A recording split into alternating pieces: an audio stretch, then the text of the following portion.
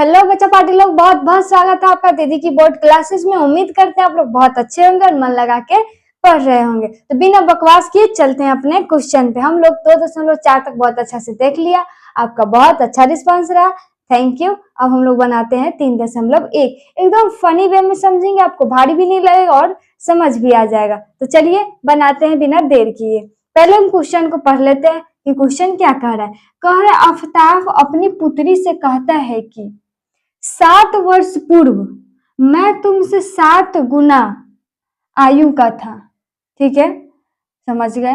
अब 3 वर्ष बाद तुमसे केवल 3 गुनी आयु का रह जाऊंगा। इस स्थिति में आपको बीजगणितीय एवं ग्राफीय रूप में व्यक्त करना है। आप बोलोगे दीदी ये बीजगणितीय छोड़िए, ग्राफ हमसे नहीं बनता, तो बीजगणितीय कैसे बनेगा। सबसे पहले आप माइंड सेटअप कीजिएगा कि इसमें पात्र कितने दिए हैं। पात्र का मतलब कितने आप बच्चों की या माँ बाप की या पिता बेटी ऐसे समथिंग करके बात हो रही है। तो देखो एक आफ्ताब है और एक उसकी पुत्री है, और जब कुछ न दिया हो तो सबसे पहले माना कि x और माना कि y। उससे भी पहले लिखेंगे हम लोग क्या, हल।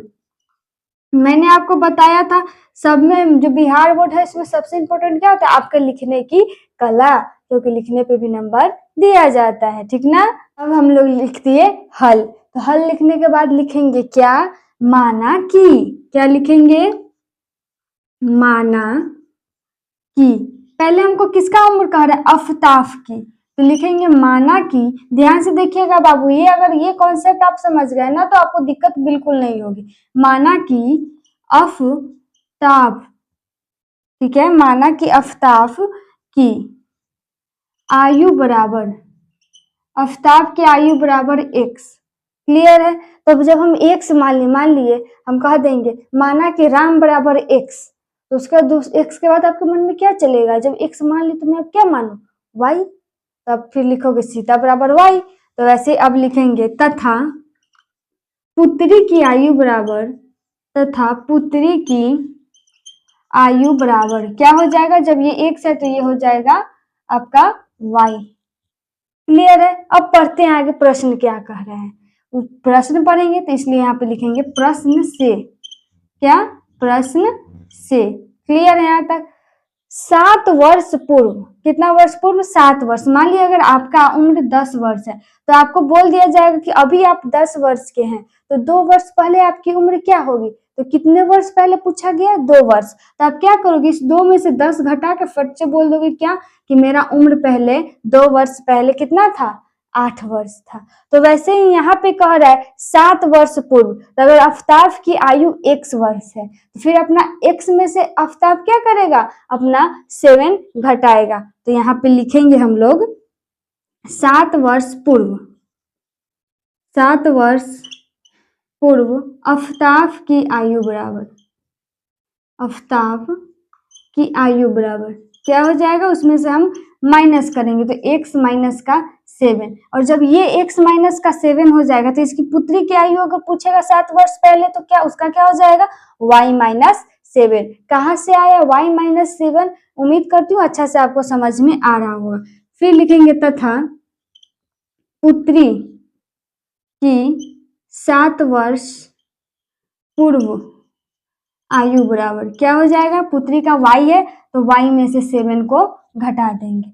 यहाँ तक क्लियर है, कोई डाउट नहीं। तो अब इससे आगे पढ़ेंगे। क्या कर रहा है, तुमसे 7 गुनी आयु का था जब आफ्ताब 7, ये मान लो जब आफ्ताब 7 वर्ष था, कब, x में से जब 7 घटाएगा तब तक जो ये अब भी मतलब था उसका 7 गुना था। कितना था, 7 गुना। तो यहाँ पे लिखेंगे क्या लिखेंगे, आफ्ताब की आयु कितनी थी पहले, x माइनस का 7, तब वो कितना का था, तो 7 गुनी, इसके 7 गुने थे। तो क्या कर देंगे, पहले y माइनस का 7, इसका 7 गुना था आफ्ताब, तो यहाँ हो जाएगा 7। क्लियर है। आप क्या करना, नीचे बनाना, मेरा स्पेस कम है इसलिए मैं इधर बना रही हूँ। तो ये x माइनस 7 का तो है, जब इससे इसमें गुना करेंगे तो ये हो जाएगा 7y माइनस 7 में 7 से गुना करेंगे तो 49। क्लियर है यहाँ तक। अब देखो क्या लिखेंगे, x माइनस 7 पहले से, और ये हल किए तो हमको क्या है बराबर में 7y बराबर, सॉरी 7 माइनस का 49, समझते जाना बाबू, बहुत अच्छा से समझ में आ जाएगा। अब देखो जो अल्फाबेट वाला है उसको एक तरफ करेंगे। मैंने बहुत पहले आपको बताया था कि जब बराबर के इधर माइनस में तो उधर प्लस में, अगर उधर प्लस में है तो इधर माइनस में, ठीक है। तो जब हम इसको हल करेंगे तो ये एक्स पहले से, ये क्या है प्लस में है, तो बराबर के इधर आएगा तो किसमें हो जाएगा माइनस में, तो ये हो जाएगा एक्स माइनस 7y बराबर, पहले से ही माइनस का 49 यहाँ पे पड़ा हुआ है, ये देखो ये माइनस में 7 है तो उधर जाएगा तो किसमें हो जाएगा प्लस का 7 हो जाएगा। क्लियर है। तो जब आप इसको सॉल्व करोगे तो क्या होगा, x माइनस 7y बराबर 49 में से जब 7 को माइनस करोगे, बोलोगे दीदी यहाँ प्लस है आप माइनस क्यों कर रहे हैं, क्योंकि देखो जो चिन्ह बड़ा रहता है ना उसको दर्जा मिलता है, तो ये माइनस है तो इसमें से इसको घटाएंगे तो ये हो जाएगा माइनस का 42। तो ये हमारा समीकरण नंबर 1 बना। उम्मीद करती हूँ इसमें थोड़ा भी डाउट आपको नहीं होगा।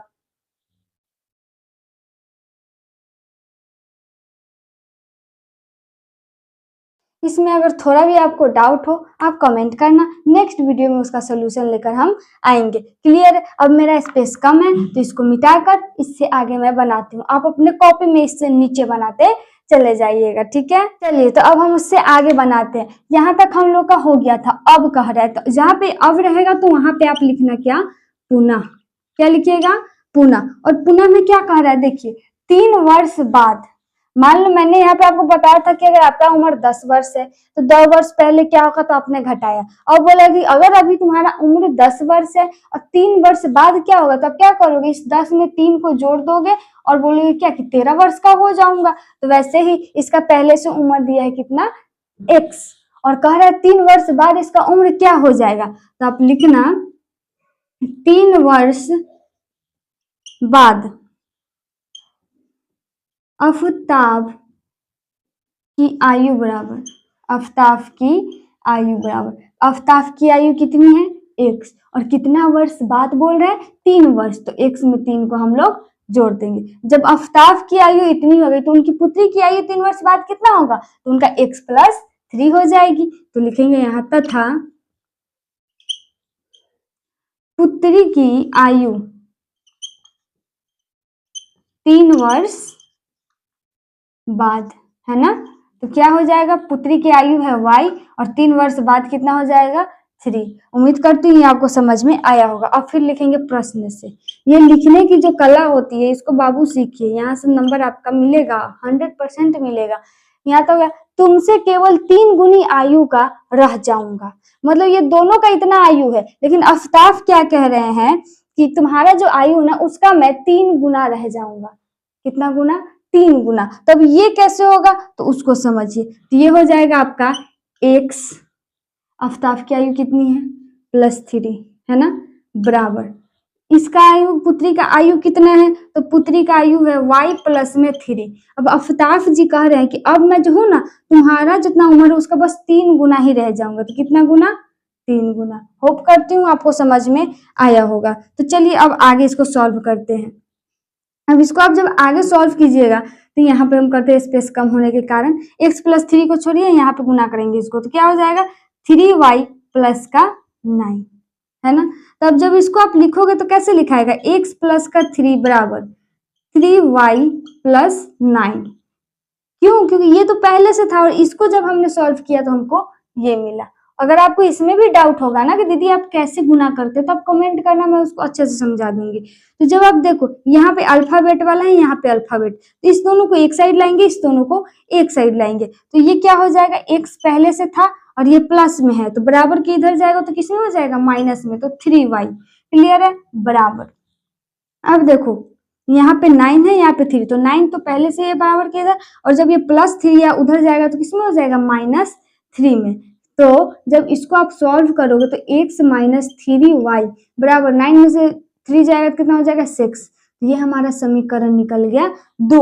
बस हमको यही निकालना था, समीकरण 1 और समीकरण 2 जो हमारा निकल गया। इसके बाद आपको कह रहा है कि जब आपका समीकरण निकल जाएगा तो आपको बीजगणितीय, तो यही आपका बीजगणितीय रूप में मिल गया। एक ये मिला है और एक अभी पहले स्लाइड में बताई थी समीकरण वो मिला। अब इसको ग्राफ रूप में खींचना है। किस रूप में, ग्राफ रूप में। तो ग्राफ रूप में खींचने के लिए क्या होता है, मैं यहाँ पे साइड में बता देती हूँ। और ये ग्राफ जो खींचा जाता है इस पे खींचा जाता है।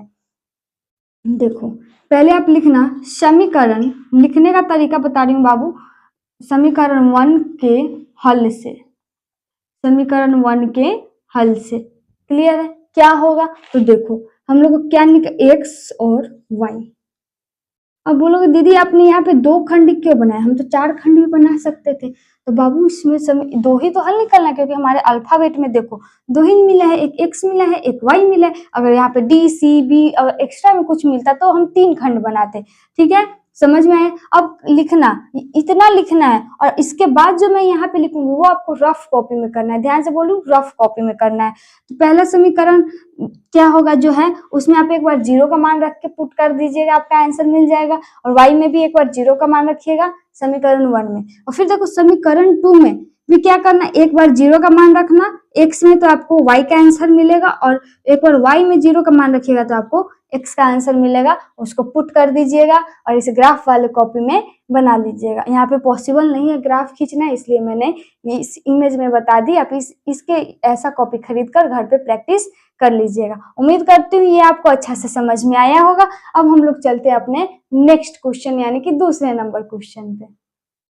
चलिए बच्चों, अब हम लोग देखते हैं अपना दूसरा क्वेश्चन। दूसरा क्वेश्चन क्या कर रहा है पहले पढ़ लेते हैं।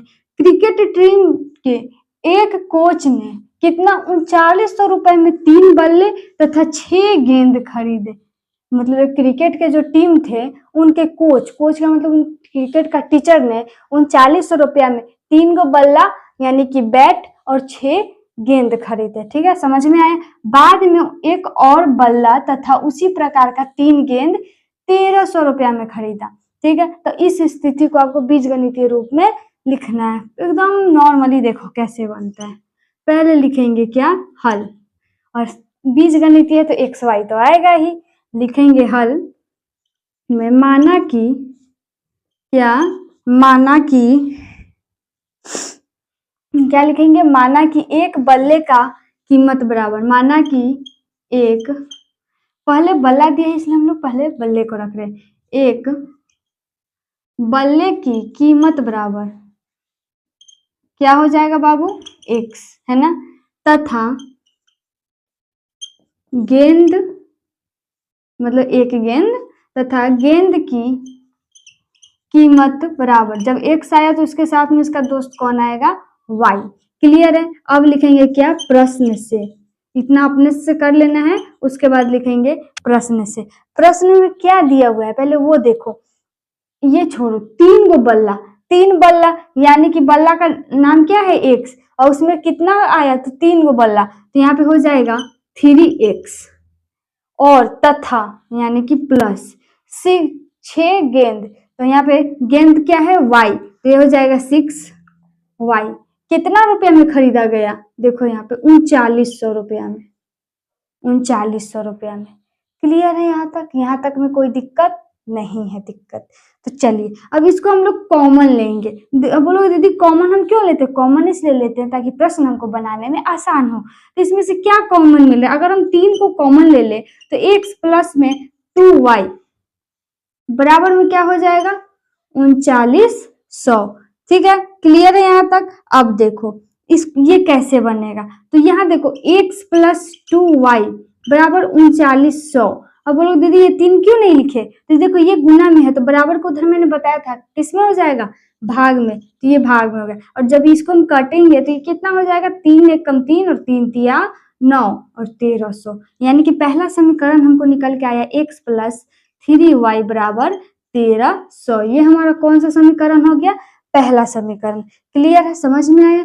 फिर हम यहाँ पे बाबू स्पेस कम होने के कारण मैं बोर्ड में यहाँ पे बना रही हूँ, आप कभी भी बनाना तो अपना इसी पे नीचे पेज में बनाते बनाते चल जाइएगा। तो उसके बाद हम फिर लिखेंगे पुनः, क्या लिखेंगे, पुनः, क्या लिखेंगे, पुनः। यहाँ पे देखो दिया है, फिर पुनः में क्या दिया है, बाद में उसने एक और बल्ला ली तथा उसी प्रकार की 3 गेंद, तो एक बल्ला बराबर हम लोग का क्या हो जाएगा, x, एक क्या हो जाएगा x, यहाँ हो जाएगा x, तथा कितना गेंद लिया, 3, तो गेंद बराबर क्या है y, तो हो जाएगा 3y। कितना रुपए में लिया, 1300 में, तो ये हो जाएगा 1300। इसमें कोई दिक्कत है नहीं है। तो ये हो गया हम लोग का समीकरण नंबर 2। अब बोलोगे दीदी बस इतना इजी है? बोले हाँ इतना इजी है, बस आप ही लोग डरते हैं इससे। अब इसी को क्या करना है, ये आपका बीजगणितीय रूप निकल गया, ठीक है। अब इसी का आपको बीजगणित में जो ग्राफ रूप होता है, ग्राफ रूप में व्यक्त करना है।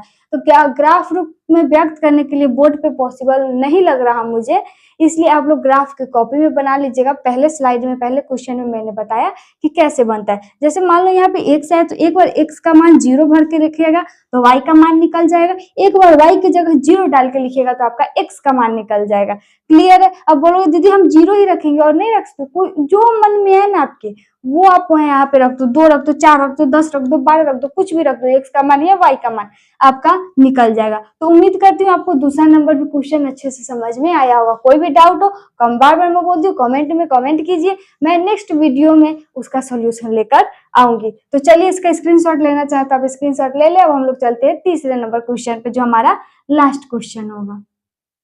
अब हम लोग देखते हैं अपना तीसरा क्वेश्चन, जो इस प्रश्नावली का, इस वीडियो का सबका लास्ट क्वेश्चन होगा।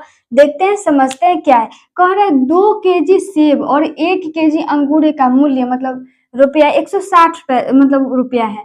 तो कुछ महीने के बाद 4 केजी सेब और 1 केजी अंगूर का मूल्य 300 रुपया हो जाता है। तो इसका आपको बीजगणितीय रूप बताना है। तो लिखेंगे क्या?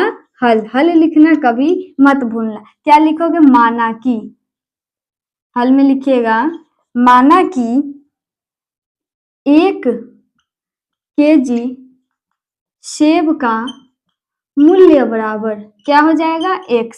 जब सेब का x हो गया तो अंगूर का क्या हो जाएगा? y, तथा अंगूर का मूल्य बराबर y। क्लियर यहाँ तक? उसके बाद लिखेंगे हम लोग प्रश्न से। क्या? प्रश्न से।